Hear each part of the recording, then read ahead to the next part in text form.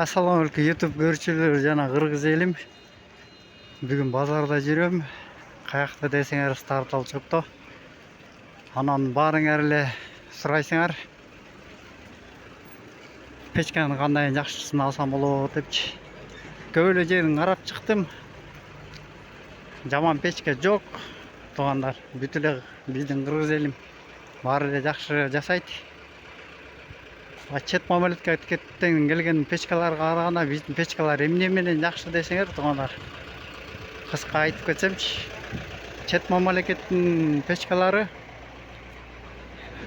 көбүнесе мен ошо кээ бир объектилерге барып калсам, чет мамлекеттен келген печкаларды койшот да, Россиядан келет, бияктан келет, туугандар. Алар туугандар мындай да, туугандар.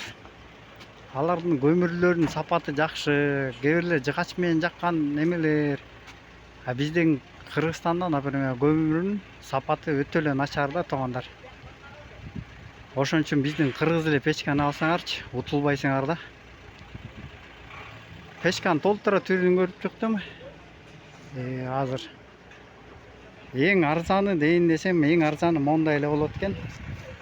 Сапок 18 000. Бул сапок уже 25 000. Ар ушундай экен да, короче, баалары эң арзаны 18 000ден башталат. 30 000ге чейин да. 100 квадратка чейин. Анан котелдун длительного горениялар бар экен. Котел длительного горения, алардын баалары вообще бөлөк да. Алар уже эмеден башталат да. Котел длительного горения. Бирөөнүкүнөн көрдүм. 55 000 деди да. Калгандары эмеден деп койду да. 70 000. Көбүнесе стандарт 75 000ден болуп атат да. Күзүндө алсаңар өтө эле кымбат, ал жазкы мал баалары арзаныраак да. Печка толтура түрү бар, туугандар. Анан хит болуп аткан печкалардын бирин азыр көрсөтүп кетейин. Эмирдикин баалары 35 000 сом. Моолар котел длительный, албалар кымбат. 120 деп кете берет да. Молар удобно, салганга да удобно, обороттор да сон. О печкалар 35 000, туугандар. 35 000ден башталат экен. Калгандары моолар, например, 75 000 экен. Мына моолар 55 000 дейт. 100 квадратка чейин да, туугандар. Баалары ар кандай да. Ар түрлүү да баалары. Печка кокодон азыр алып жасатсаңар пароюңар, туугандар. Өтө сонда негеден күзүндө булар 5 000 жөн эле кымбаттайт. Печканан тышкары материалдар да кымбаттап кетет. Батареялар болсо 400 сомдон башталат экен. 1,5 000 сомго чейин секциясы, бир секциясы. Российскилер бир секциясы биметалдыкы эмеден башталат экен да. 1600 сом экен. Бир секциясы, 10 секциясы 16 000 сом экен. Алар тартып көрсөтөйүн десем тарткан болбойт, тияк дейт. Алар да биметал, бирок Россиядан чыккан да. Моолардын баалары ошо 18 000ден башталат экен. Сапок, стояк кете берет да. Стояктары 20 000, 25 000 ошондой экен да. Бул стары толчоктун баалары ошо, туугандар.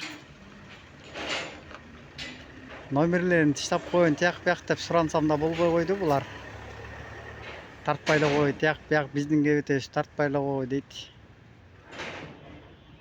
Ошон үчүн булардын номерлерин тыштабайм. Өзүңөр келип бияктан тандап алсаңар. Печканы кандай жакшы десеңер, туугандар, мына печканыкы көбүнесе моорун карасаңар, моолу 150 болуш керек. Андан ылый болбош керек. 140 болгон уже тяга жок болот.